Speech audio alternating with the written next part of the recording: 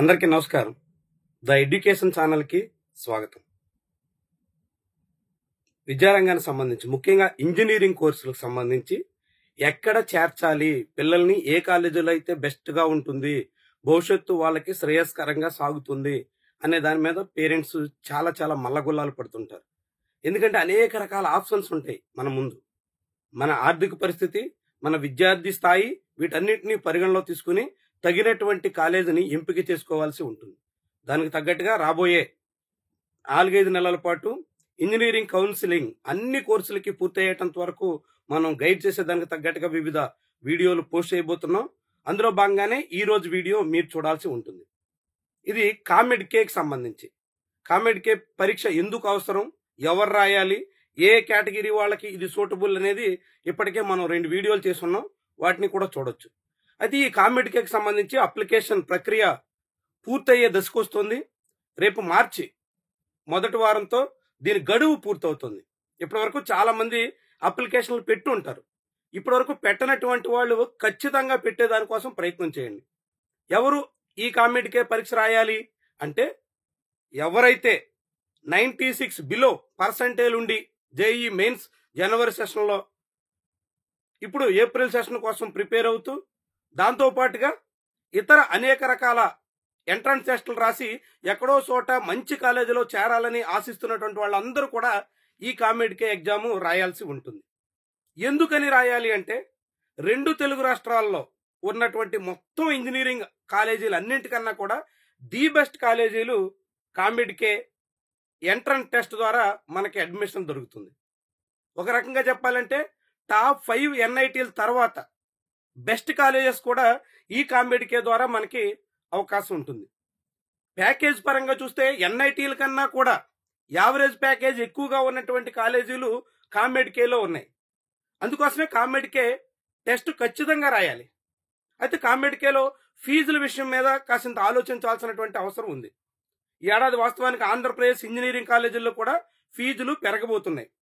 మొన్నటి వరకు జగన్మోహన్ రెడ్డి పరిపాలనా కాలంలో ఇంజనీరింగ్ కాలేజీల ఫీజు 70,000కి పరిమితం చేసి కొన్ని కాలేజీలకి 90,000 మ్యాక్సిమం గా నిర్ణయించి ఆ ఎంతైతే ఫీజు ఉందో అంతకి మొత్తం ఫీజు రీఎంబర్స్మెంట్ వర్తింపజేశారు.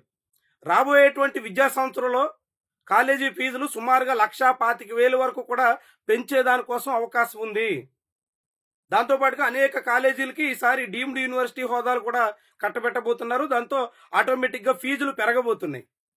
ఆంధ్రప్రదేశ్లోనే ఫీజులు 1,25,000 వరకు ఉన్నప్పుడు, అదే స్టూడెంట్ కి హాస్టల్ ఇతర ఖర్చులు అన్ని కలిపి ఒక 2 లక్షల వరకు ఖర్చు అవుతుంది అనుకుంటే, మొత్తం ఇంజనీరింగ్ కోర్స్ కి 8 లక్షల రూపాయల వరకు ఖర్చు చేయాల్సినటువంటి పరిస్థితి ఉంటే, ఆ 8 లక్షల రూపాయల ఖర్చుకి మరొక 3-4 లక్షల రూపాయలు అదనంగా చేయగలిగితే బెంగళూరులో మంచి కాలేజీలో మీకు మీ పిల్లాడికి స్థాయి ఉంటే ఖచ్చితంగా సీటు దక్కుతుంది.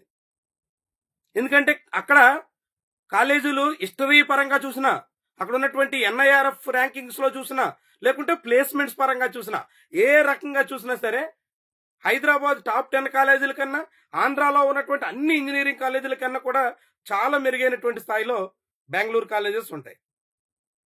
అందులోనూ ప్యాకేజ్, అది సిలికాన్ వ్యాలీగా పిలుస్తాం కాబట్టి, ఐటీ హబ్ కాబట్టి ఖచ్చితంగా సిఎస్సి రిలేటెడ్ బ్రాంచెస్ లో చేరినటువంటి వాళ్ళకి ప్లేస్మెంట్స్ 100% దక్కుతున్నాయి. మంచి ప్లేస్మెంట్స్ వస్తున్నాయి, మంచి ప్యాకేజ్ వస్తున్నాయి. ఒక లెక్క ఆర్వి కాలేజ్ ఆఫ్ ఇంజనీరింగ్ లో చూస్తే యావరేజ్ ప్యాకేజ్ 10.5 lakhs ఉందండి. 10.5 lakhs చాలా ఎన్ఐటీల కన్నా మెరుగ్గా ఉంది ప్లేస్మెంట్స్ లో.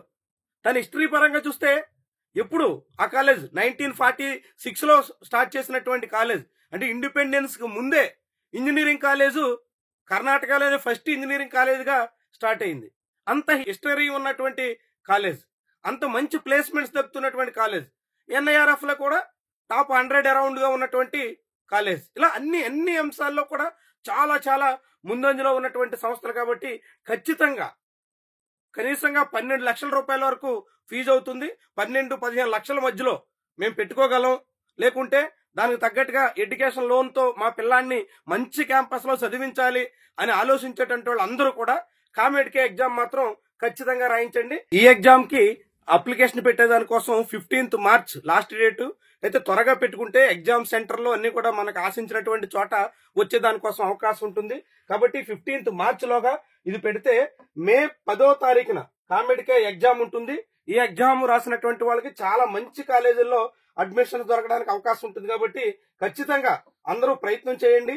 చాలా మంచి అవకాశం ఉంటుంది. యావరేజ్ ఫీజు 2 లక్షల నుంచి 3 లక్షల మధ్యలో ఉంటుంది ఏడాదికి. హాస్టల్తో కలుపుకుంటే కనీసంగా 3 లక్షల నుంచి 4 లక్షలు అవుతుంది. 4 ఏళ్లకు కలిపి 12 లక్షల నుంచి 15 లక్షల రూపాయల వరకు ఖర్చు అవుతుంది. ఈ ఫీజు వరకు మాకు ఆర్థికంగా ఎటువంటి సమస్య కాదు. మా పిల్లాడి భవిష్యత్తు బాగుండాలి, మంచి క్యాంపస్ లో ఉండాలి, ఆ తర్వాత ప్లేస్మెంట్ ప్యాకేజ్ విషయంలో డోకా ఉండకూడదు అని ఆశించేటువంటి వాళ్ళకి, అలాంటి ఆలోచనతో ఉన్నటువంటి వాళ్ళందరూ కూడా చాలా చాలా మంచి కాలేజెస్ ఇక్కడ లభించేటువంటి అవకాశం ఉంది. అందులో ఆర్వి కాలేజ్ ఉంది, బిఎంఎస్ ఉంది, దాంతో పాటుగా రామయ్య కాలేజ్ ఉంది, దయాసాగర్ ఉంది. ఇట్లా చాలా చాలా మంచి టాప్ 10 కామెడ్కేలో కాలేజెస్ అన్ని కూడా ఏపీ తెలంగాణలో కన్నా కూడా మెరుగ్గా ఉండేటువంటి పరిస్థితుల్లో ఉన్నాయి. కాబట్టి ఖచ్చితంగా కామెడ్కే ఎగ్జామ్ కి గడువు దగ్గరకు వస్తుంది. కాబట్టి మీరు తక్షణమే అప్లై చేయడానికి ప్రయత్నం చేయండి. 96 అబవ్ వచ్చినటువంటి వాళ్ళు మీరంతా జేఈఈ మెయిన్స్ హోప్స్ తో ఉన్నప్పుడు కూడా బిలో 96 ఉన్నటువంటి వాళ్ళు మాత్రం ఖచ్చితంగా ప్రయత్నం చేయండి. చేసినటువంటి వాళ్ళకి మంచి సీట్ వచ్చేదానికోసం అవకాశం ఉంటుంది. ఇందులో దాదాపుగా లాస్ట్ ఇయర్ చూస్తే 1,08,000 మంది వరకు ఈ పరీక్ష రాస్తారు. ఈసారి 1,20,000 మంది వరకు ఈ ఎగ్జామ్ రాస్తారని అంచనా వేస్తున్నారు. ఇందులో 10,000 లోపు ర్యాంక్ వస్తే టాప్ 4-5 కాలేజెస్ లో మనకి ఖచ్చితంగా సిఎస్సి రిలేటెడ్ బ్రాంచెస్ దక్కడానికి ఛాన్స్ ఉంటుంది. కాబట్టి ఖచ్చితంగా మాత్రం ప్రయత్నం చేయండి, మీకు మంచి అవకాశం ఉంటుందని చెప్పి ఈ సందర్భంగా మేము సూచిస్తున్నాం. దాన్ని బట్టి ఆలోచించుకుని మీ ఆర్థిక పరిస్థితి, మీ పిల్లాడి స్తోమత, బెంగళూరులో చదివించడానికి తగ్గట్టుగా మీరు అన్ని రకాలుగా సిద్ధమైతే మాత్రం కామెడ్కే లాంటి అవకాశం మాత్రం వదలొద్దు. ఇది అన్ని రకాలుగాను మీకు ఉపయోగపడేటువంటి మంచి భవిష్యత్తుకి అవకాశంగా మారేటువంటి ఛాన్స్ ఉంటుంది. ఇది ఈరోజు వీడియో. లైక్ చేయండి, కామెంట్ కూడా రాయండి. ఇంకా మీకు ఎలాంటి సమాచారం కావాలనేది మీ అభిప్రాయాన్ని తెలియజేస్తే దాన్ని బట్టి మీకు అనేక రకాల కౌన్సిలింగ్ సంబంధించినటువంటి సమాచారాన్ని తెలియజేసే ప్రయత్నం చేస్తాం. Thank you for watching.